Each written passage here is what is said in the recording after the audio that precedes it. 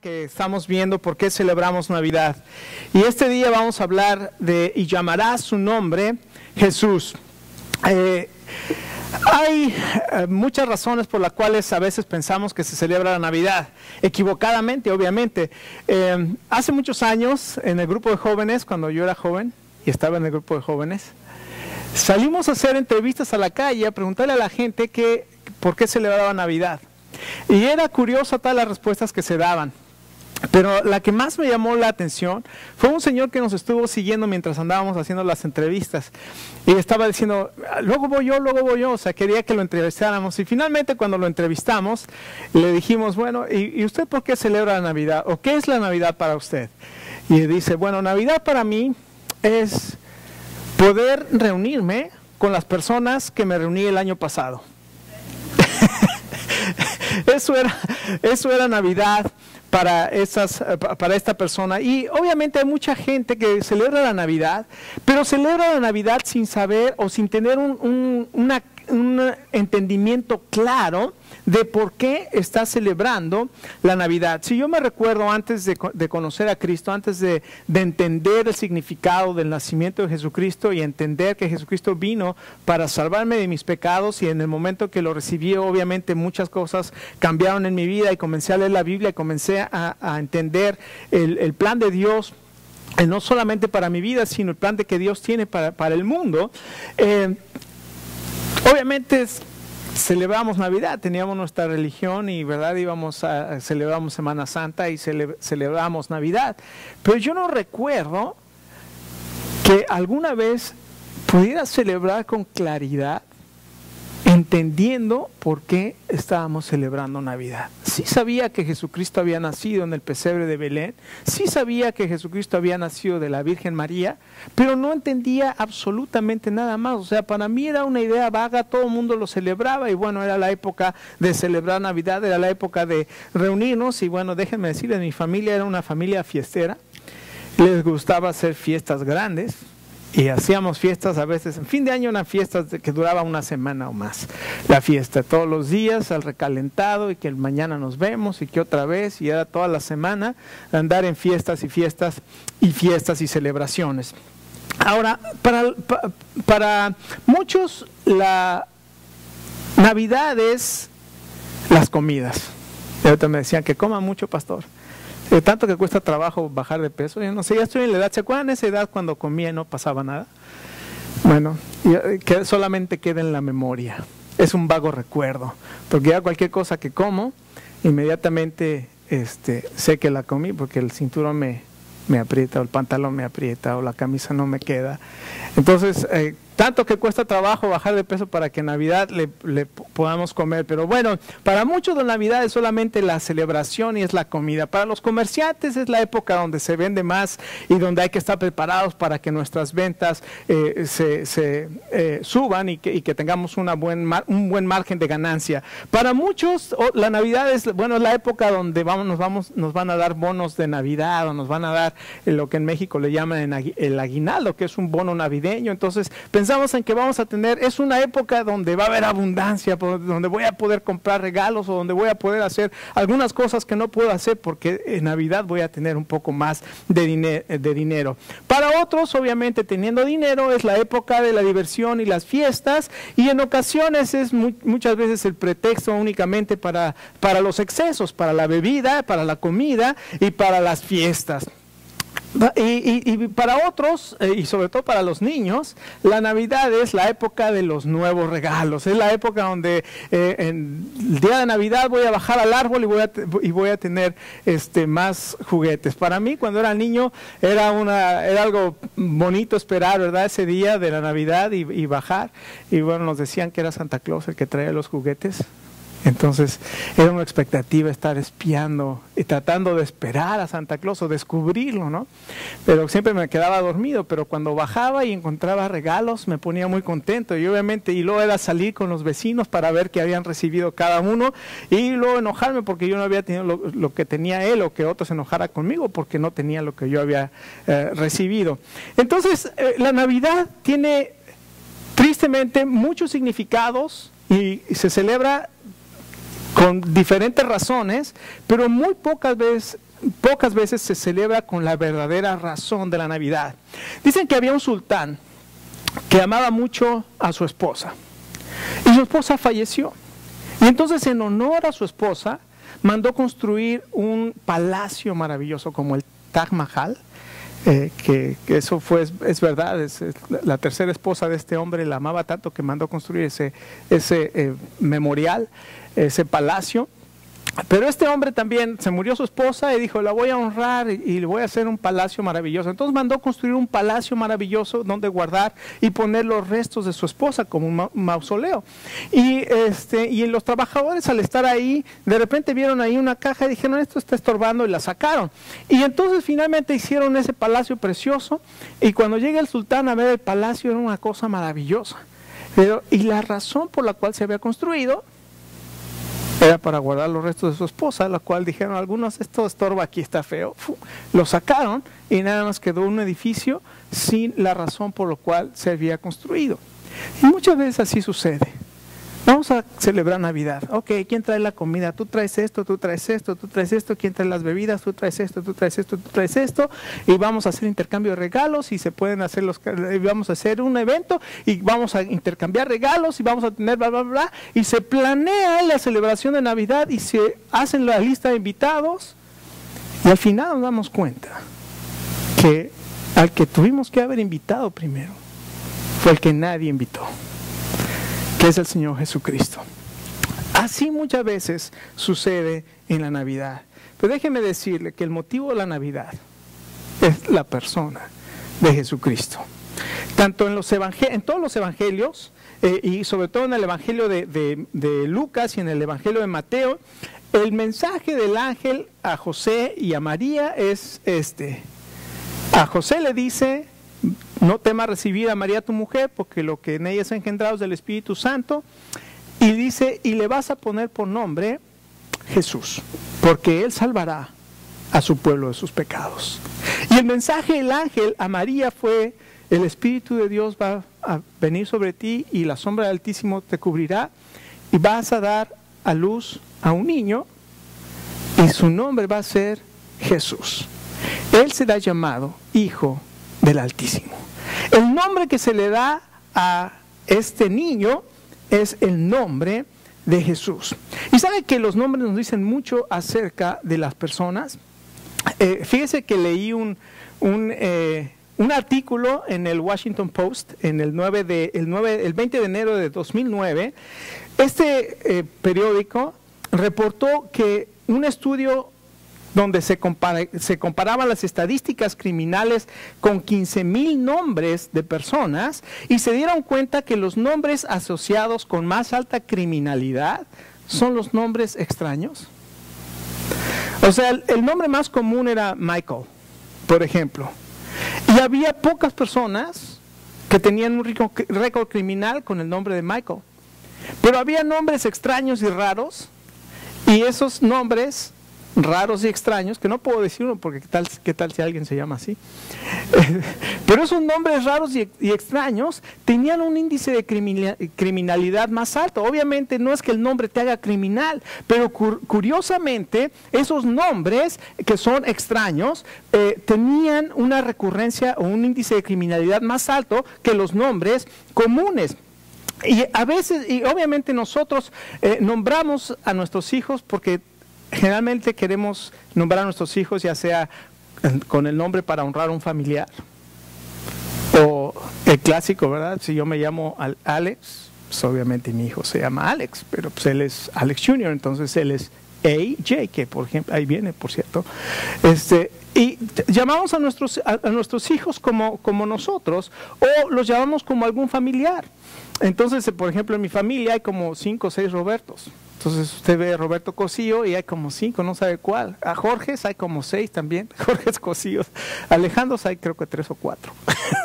Pero qué curioso que se repiten, habiendo tantos nombres, le ponemos el mismo nombre. Escuché la historia de un hombre que le llamaba a su esposa mi amor, mi vida, mi cielo, cariño, y una persona que estaba ahí con él de visita le dijo, oye, Me he dado cuenta que a tu esposa la llamas todo el tiempo mi amor, cariño. Ya tienes 25 años de casado. Y dices, sí, ¿verdad? Pues es que después de tanto tiempo ya se me olvidó su nombre. Entonces, el nombre de una persona es muy importante porque generalmente describe el nombre de la persona. Cuando Jesucristo nació, el ángel dijo, llamarás su nombre, ¿cómo? Jesús, porque Él salvará a su pueblo de sus pecados. Ahora, Jesús no es el único nombre con el cual la Biblia se refiere al Señor Jesucristo. Déjeme decirle que hay más de 700 nombres o títulos que se le dan al Señor Jesucristo. ¿Sabe por qué? Porque un hombre no puede describir la grandeza y la majestad del Señor Jesús. Por eso hay tantos nombres. Pero la Biblia dice, escuche, esto es algo maravilloso. Llamará su nombre Jesús. Y la Biblia dice que un día toda rodilla se va a doblar ante aquel que es el Rey de Reyes y Señor de Señores. Y toda lengua va a confesar que Jesús es el Señor.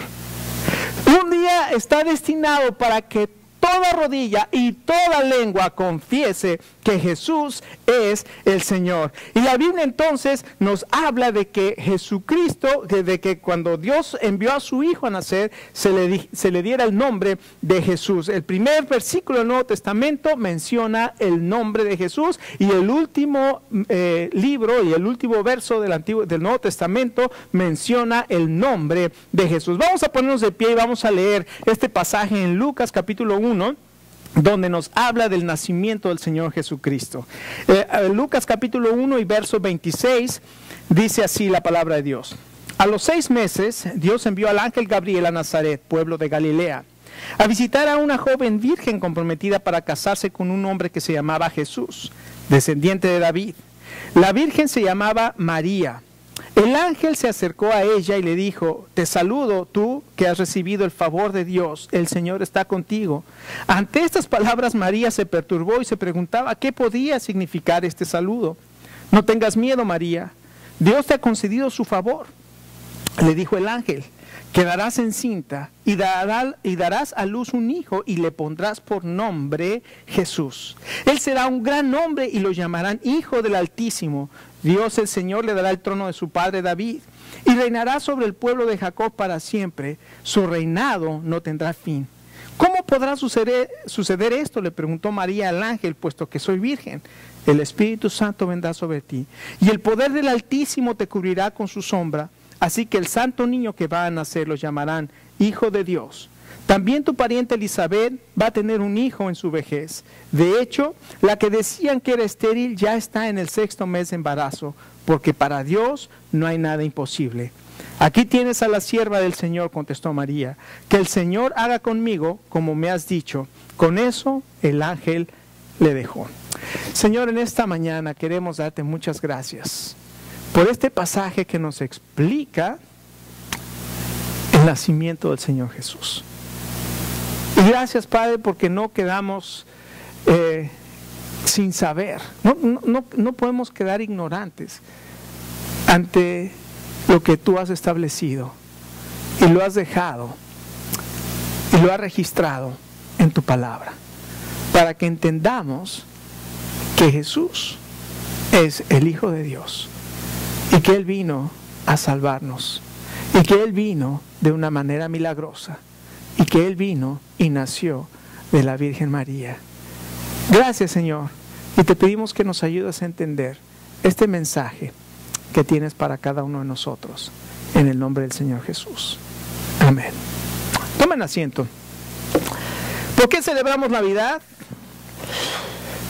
Porque estamos celebrando a Jesús.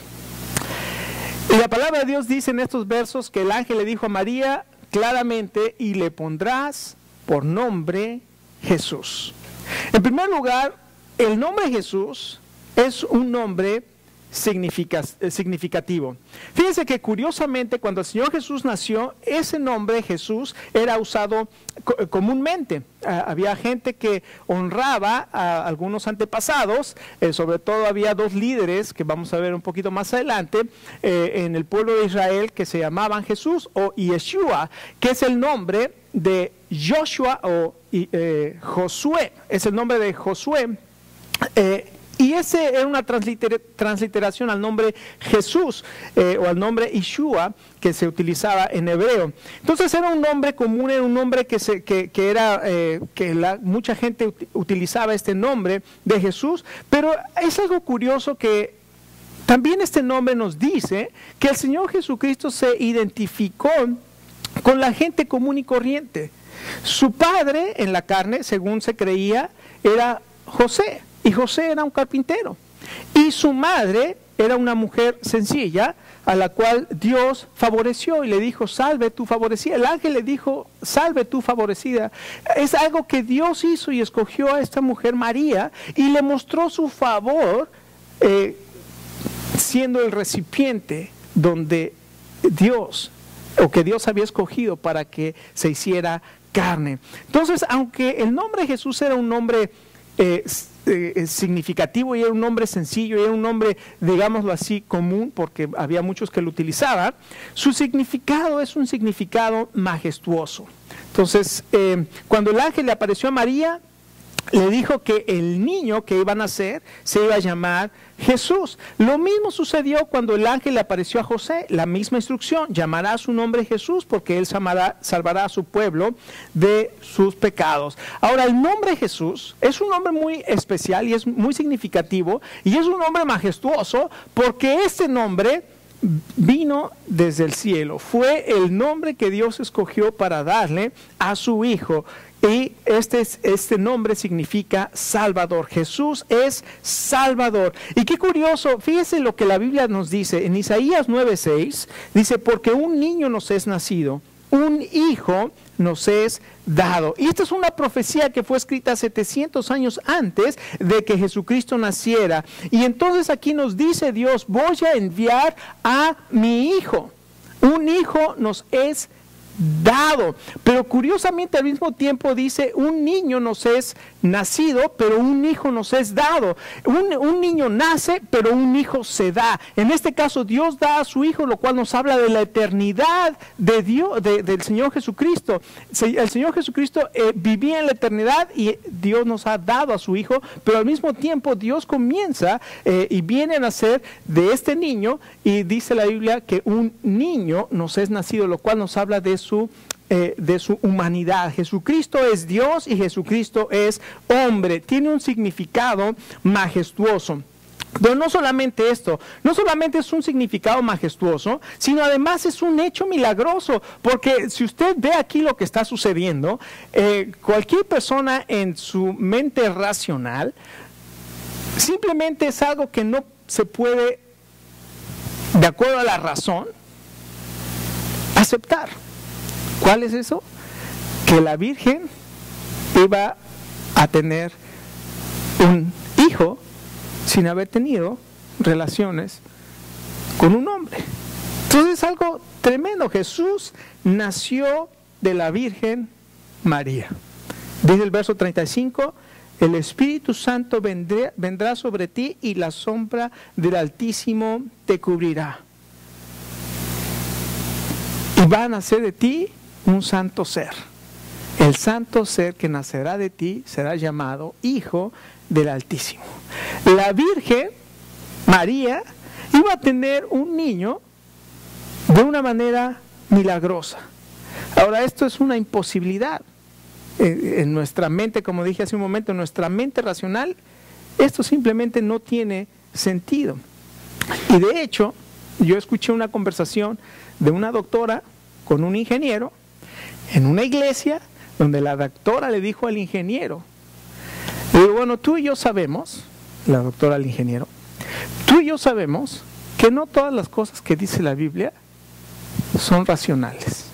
Y esto del nacimiento de Cristo de la Virgen no es racional. Entonces, no hay que creerlo. es un cuento, es un mito. Y muchas veces, porque no es racional, se nos dice que hay que quitarlo de la Biblia. Y fue un movimiento bastante fuerte a principios del siglo anterior, del siglo XX, donde había teólogos que decían hay que quitarle las cosas a la Biblia y nada más hay que dejar lo que realmente funciona. Déjenme decirles, ¿por qué yo creo en el nacimiento virginal de Jesucristo? ¿Por qué es racional? No. ¿Porque lo entiendo? No. ¿Por qué entonces puedo creer en algo que no entiendo? Le voy a decir por qué. En primer lugar, porque antes de que naciera Jesucristo, antes de que la Virgen pudiera concebir, Dios lo anunció 700 años antes de Cristo. La Biblia dice en Isaías 7:14, he aquí la Virgen concebirá y dará a luz un hijo y llamará su nombre Emmanuel. Dios lo anunció. Isaías 9:6 también lo anuncia y dice, porque un niño nos es nacido, un hijo nos es dado. Miqueas 5:2, he aquí tú, Belén Éfrata, pequeña para estar entre las familias de Judá, de ti saldrá el que será Señor en Israel, y sus principios y sus salidas son desde la eternidad. Déjeme decirle por qué creo en el nacimiento virginal. Porque Dios lo anunció y lo profetizó, y porque Dios lo cumplió. Y si hay alguien que puede profetizar con lujo de detalle no solamente cómo iban a nacer, que iban a nacer de la Virgen, si alguien puede profetizar dónde iban a nacer, como Miqueas 5:2, y lo escribe antes, déjeme decirle que yo con toda confianza puedo creer en esa persona. Hay un actor muy famoso en México que se llama Pedro Infante, tal vez ustedes lo han visto en alguna película, porque él hizo muchas películas, y él sufrió un accidente y se mató. 1957, yo todavía ni nacía y faltaba mucho para que yo naciera. 1957 se estrella en un avión y muere. Y fue una tragedia nacional. En México fue una tragedia nacional. Muchos años después aparece un hombre y aparece el mito de que realmente no murió, sino que ya estaba cansado de ser tan popular y que no sé qué, y que toda su muerte fue un engaño. Y por ahí aparece un hombre diciendo que él era Pedro Infante. Y entonces le dijeron, no, que si tú eres Pedro Infante, a Pedro Infante volaba aviones, manejaba motocicletas y cantaba. Y se desapareció porque él ni volaba aviones, ni manejaba motocicletas, y mucho menos cantaba. Así es que, ¿cuál es la prueba de que Jesucristo es el Hijo de Dios y que nació de la Virgen María? Veámoslo en las Escrituras. Él es el cumplimiento de las profecías, y no solamente por el cumplimiento de las profecías, sino también las leyes sacrificiales. Por ejemplo, Jesucristo es el Cordero de Dios, y cuando se habla de todo lo que era el sistema de sacrificios que tenían que traer los israelitas para cubrir sus pecados, déjenme decirle que la Biblia dice que Jesucristo es el Cordero de Dios, preparado, es el Cordero sin mancha y sin contaminación, preparado desde antes de la fundación del mundo. Déjame decirle que la Biblia nos dice que Jesucristo es nuestro Cordero sacrificial, que era perfecto, y en el Antiguo Testamento se decía que para que pudiera cubrir nuestros pecados y ser sacrificado un animal a favor de una persona, ese cordero tenía que ser de un año y sin defecto, no tenía que tener defecto, y su sangre era utilizada para perdonar los pecados en el día de la expiación. Pero déjeme decirle que Jesucristo, cuando él vino, él fue no solamente nuestro sacerdote, sino él fue el sacrificio, y todo el libro de Hebreos nos habla de Jesucristo como nuestro sumo sacerdote y como nuestro sacrificio, y dice de una manera maravillosa el libro de Hebreos, y no entró Jesucristo en el santuario terrenal, sino en el santuario celestial, y no para presentar sacrificios de toros y de machos cabríos, sino para presentar su propia sangre. Jesucristo es nuestro sacrificio, y Jesucristo es el Hijo de Dios que vino a traer salvación por nuestros pecados. Entonces Jesús es un nombre significativo porque su significado es majestuoso y porque es un hecho milagroso, pero también es un nombre especial. Para los israelitas era algo especial poder usar el nombre de Jesús o de algunas figuras de la antigüedad. Por ejemplo, muchos de nosotros, si usted conoce a alguna persona que sea israelita, muchos utilizan, ¿cuál es el nombre más común quizás para los israelitas? Abraham, Moisés, Isaac, son nombres que nos hablan de los patriarcas. Abraham, Moisés, el gran legislador, Isaac, Josué era el gran conquistador. Ahora, para la cultura americana, no cualquiera se llama Jesús. De hecho, nadie, yo creo que la cultura americana, tiene el nombre de Jesús. Había un hermano aquí puertorriqueño que se llama Jesús Ortiz. Y él era diácono de la iglesia cuando recién mi esposa y yo y nuestra familia llegamos aquí a la iglesia. Y un día nos platicó que fue a una entrevista y entonces le ponen ahí para que ponga sus datos y decía name y puso Jesús, last name Ortiz. Entonces cuando la señorita toma y dice name Jesus, o sea, volteó y le dijo a las personas, hey, there's one guy here that thinks that he's Jesus. ¿Por qué? Porque es un nombre que no se usa. Este hombre para algunos es tan sagrado que no lo usan. Pero también hay otro nombre, por ejemplo, que nadie usamos para nombrar a nuestros hijos. Judas, ¿quién va a ponerle a su hijo Judas? Entonces hay nombres que el nombre de Jesús es tan sagrado que en esta cultura americana nadie pone a su hijo Jesús, pero tampoco nadie pone a su hijo Judas. Pero en el Antiguo Testamento el nombre Jesús o el nombre Joshua o Josué era un nombre común, porque era uno de los grandes héroes de Israel. Y el nombre Josué quiere decir el Señor es Salvador. Y de ahí se deriva el nombre Jesús. Ahora hay dos personajes que son muy importantes en la historia de Israel que se llaman Josué, o transliterado es Jesús. El primero es un conquistador y el segundo es un sumo sacerdote. Entonces el nombre Emanuel es un nombre especial porque es el nombre de un gran conquistador. ¿Usted sabe quién fue Josué? Bueno, Josué fue el sucesor de Moisés. Ahora Moisés, escuche, la Biblia dice en Números capítulo 11 que Moisés era el hombre más manso de toda la tierra. Y era aquel varón Moisés, el más manso de toda la tierra. Y Dios había escogido a Moisés para ser libertador de Israel. Y Dios tenía un plan de llevar al pueblo de Israel a la tierra prometida. Y levanta al libertador y en el camino Dios le dice, yo voy a hacer de ustedes un pueblo, son ustedes mi pueblo escogido y voy a hacer de ustedes una nación.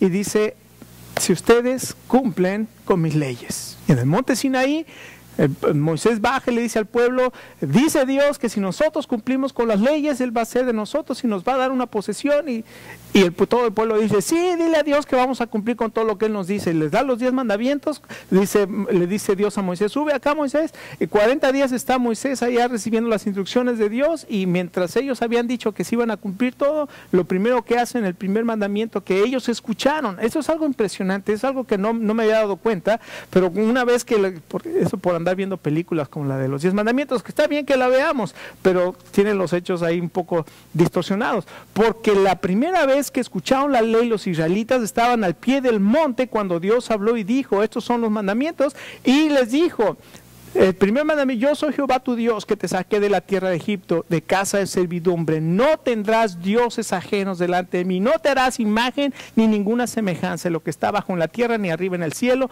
ni debajo ni en las aguas, ni en la tierra, ni debajo de las aguas. No te inclinarás a ella ni las honrarás, porque yo soy Jehová tu Dios, fuerte y celoso. Entonces esos son los dos primeros mandamientos. Y lo primero que hace el pueblo después de haber escuchado los primeros dos mandamientos es hacer una imagen de un becerro de oro y celebrarla levantándola diciendo, estos son tus dioses que te sacaron de Egipto. Qué tremendo es que Moisés fue levantado para guiar al pueblo a la tierra prometida, y el pueblo transgrede la ley inmediatamente, 40 días después que se le había dado.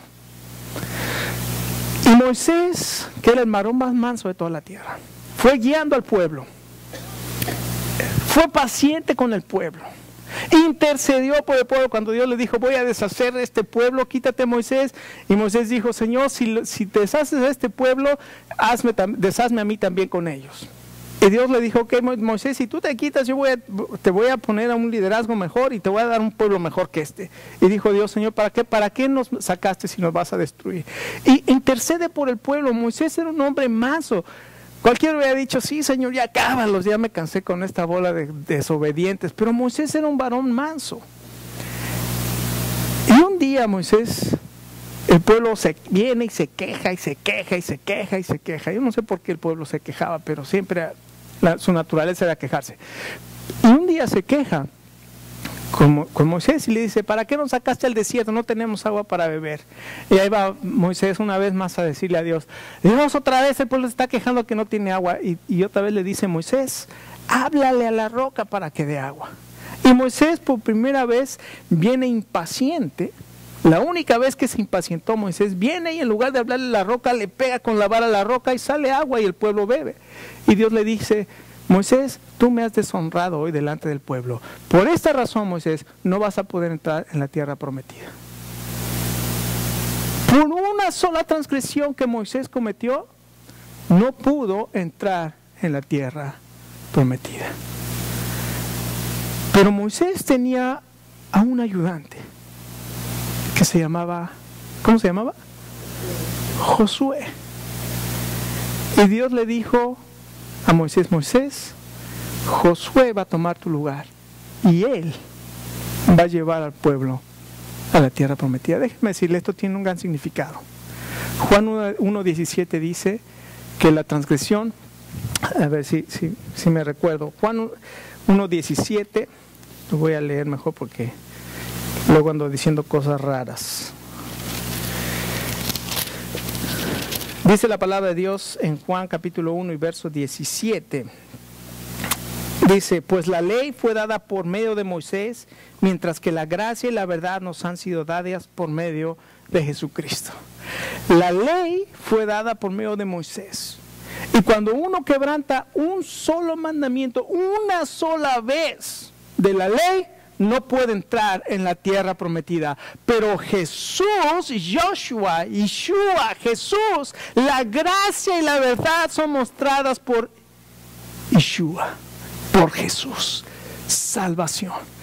Josué fue el que pudo meter al pueblo a la tierra prometida. La ley jamás nos puede llevar a la tierra prometida. Jesucristo es el que nos puede llevar y es el que nos da la salvación. Jesús, déjeme decirle, Josué conquistó la tierra prometida y déjeme decirle, Jesucristo conquistó el pecado, Jesucristo conquistó la muerte, Jesucristo conquistó a Satanás. Jesús es un nombre especial, es el nombre del gran conquistador y Jesús es el que ha conquistado el pecado, la muerte y Satanás y le ha dado a usted la victoria. Por eso celebramos a Jesús en la Navidad. Pero no solamente esto, sino que también es el nombre de un gran sumo sacerdote. Zacarías 3 nos habla de este gran sumo sacerdote. ¿Cuál era la función del sumo sacerdote? Era representar al pueblo delante de Dios y representar a Dios delante del pueblo. Y el sumo sacerdote tenía la capacidad solamente una vez al año de poder entrar hasta la presencia de Dios donde estaba el arca para traer la sangre del sacrificio y en esa cubierta del arca vertir la sangre de ese sacrificio, que era un sacrificio de un animal perfecto, sin mancha y sin defecto, cubría se vertía en esa cubierta y entonces la sangre tapaba la ley que estaba dentro del arca, y la ley que hacía, la ley acusaba al pueblo, y con la sangre la ley justificaba, Dios justificaba al pueblo por ese sacrificio. Déjeme decirle que el libro de Hebreos nos dice que Jesús es nuestro sumo sacerdote. Él se compadece de nosotros. Una de las cosas que hacía el sumo sacerdote, que era constituido un ser humano como nosotros, era constituido como sumo sacerdote para representarnos delante de Dios. Dice la Biblia que Dios se hizo hombre y como hombre Él se puede compadecer de nosotros porque fue tentado en todo conforme a nuestra semejanza, pero sin pecado. Usted tiene un sumo sacerdote que lo entiende perfectamente, conoce sus debilidades, conoce las pruebas por las que pasa, conoce las luchas por lo que está pasando, conoce sus emociones, conoce sus heridas, conoce la tentación por la que cada uno de nosotros pasamos y tiene compasión de nosotros, y Él está intercediendo delante de Dios por cada uno de nosotros. Él es nuestro sumo sacerdote celestial. Como cristianos nosotros podemos vivir en victoria. ¿Por qué? Por nuestro gran conquistador, y cuando nosotros llegamos a caer y cuando llegamos a tropezar, tenemos un gran sumo sacerdote que intercede por nosotros. Jesús es un nombre especial porque es un gran conquistador, y Jesús es un nombre especial porque es nuestro gran sumo sacerdote que intercede por nosotros. Déjeme preguntarle, ¿ha pecado? ¿Se ha tropezado como creyente? Todos vamos a tener que decir sí. Recuerde, usted tiene un gran sumo sacerdote que intercede por usted. Pero escuchen, no confundamos el tener un gran sumo sacerdote con decir tengo licencia para pecar. El día que peque nada más saco mi licencia para pecar. ¿Por qué? Porque nada más digo Jesús me perdona y ya. No, porque su llamado para nosotros es la santidad, y nos ha dado todo para que podamos vivir en santidad. Es que busquemos la santidad y sigámosla, porque dice el libro de Hebreos que sin santidad, ¿qué? Nadie verá a Dios. Entonces no pensemos que porque tenemos un sumo sacerdote entonces tenemos licencia para pecar. No, es más, primera de Juan capítulo 2 dice estas cosas les escribo para que no pequen, y si alguno hubiera pecado, abogado tenemos para con el Padre, a Jesucristo el justo, y Él es la propiciación por nuestros pecados, y no solamente por los nuestros, sino también por la de todo el mundo. Pero la construcción ahí en griego, ahí está el profesor de griego que vamos a tener aquí en el mes de enero, Thomas, es una negación con el modo subjuntivo del verbo. Y eso en griego significa la negación más fuerte que hay en el idioma, lo cual diría para nosotros algo así: estas cosas les escribo para que ni siquiera se les ocurra pensar en pecar. Pero si pecan. O sea, la idea no es que tengo permiso para pecar. No. Estas cosas les escribo para que ni siquiera piensen que pueden pecar. Pero si llegan a pecar, abogado tenemos para con el Padre, a Jesucristo el justo. Así es que no solamente esto, sino que en tercer lugar, no solamente Jesucristo es un nombre significativo, o Jesús es un nombre especial, pero también Jesús es un nombre salvador. A José se le dijo que el niño que nacería sería llamado Jesús porque él salvaría al pueblo de sus pecados. Déjeme decirte, esto es lo más maravilloso que usted y yo podemos recibir como regalo. Usted y yo tenemos dos grandes problemas en nuestra vida. El primer grande problema que usted y yo nos enfrentamos se llama pecado. Todos hemos pecado. Todos hemos agraviado a Dios. Todos hemos transgredido su ley. La Biblia dice que no hay ni un solo justo. No hay ni siquiera uno. No hay quien busque a Dios. No hay quien haga lo bueno. No hay ni siquiera uno. Por cuanto todos pecaron, están destituidos de la gloria de Dios. Usted y yo tenemos ese gran problema del pecado. Y eso se llama nuestra condición. Todos somos pecadores porque nacimos pecadores y porque elegimos pecar. Muchos de los que dicen no creer en Dios o que se dicen escépticos, o agnósticos, déjeme decirle que la gran mayoría de ellos no creen en Dios o no quieren creer en Dios por una simple razón. Su problema no es intelectual, no es que haya falta de pruebas razonables en la Escritura, sino que su problema es moral.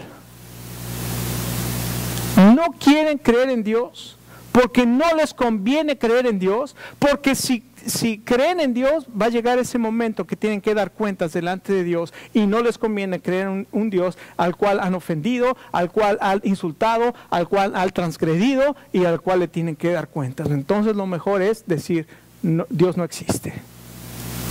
Pero déjeme decirle que las buenas noticias en Navidad son estas. Jesucristo te ama. Dios te ama y Él murió por tus pecados. Él quiere perdonar tus pecados. Y Él es el Salvador de nuestra condición. Él nos salva de nuestra condición de pecado. Pero el segundo problema que tenemos no solamente es el pecado, sino el segundo problema que usted y yo tenemos es que todos vamos a morir un día. Entonces, imagínese que usted llega delante de Dios el día de su muerte y Dios le dice, te tengo que tomar cuentas. Y aquí está tu lista de pecados. ¿Qué vamos a hacer? ¿Qué va a hacer usted con sus pecados? ¿Y qué va a hacer usted el día de su muerte cuando tenga que dar cuentas delante de Dios acerca de sus pecados? ¿Sabes que el nombre de Jesús significa Salvador? Él te puede salvar de tus pecados y Él te puede salvar de la condenación. ¿Y sabes por qué Jesús puede salvar de la condenación? Esto es lo más impresionante. Jesús me puede salvar de la condenación porque Él sufrió el castigo que yo merecía por mis pecados.